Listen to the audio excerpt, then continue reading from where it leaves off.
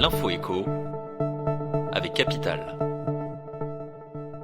Le chiffre du jour, pour commencer, 300 000, c'est le nombre d'exemplaires de l'album posthume de Johnny écoulé dès son premier jour de vente, le vendredi 19 octobre.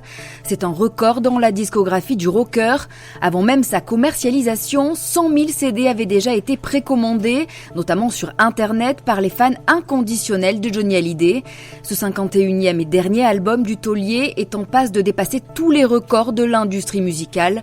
En 1999, son album 100%, composé par son fils David Hallyday, avait déjà été écoulé à 250 000 exemplaires dès son premier jour de vente.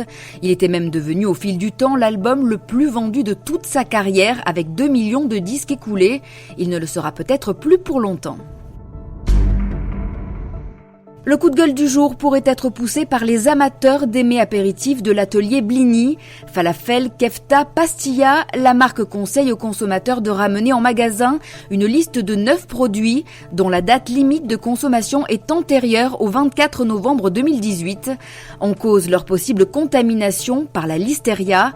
Pour rappel, l'atelier Blini avait déjà sollicité le rappel de l'eau de falafel début octobre et fin août à cause de la possible présence de la bactérie.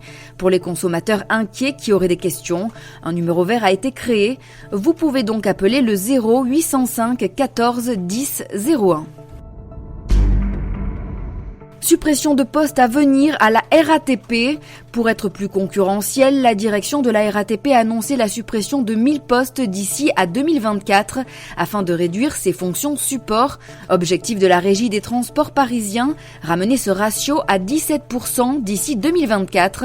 La mise en œuvre de ce plan de compétitivité devrait se traduire par une suppression de 100 à 150 postes à l'année. Pour autant, la direction souhaite rassurer les salariés. Elle affirme qu'il n'y aura aucun licenciement.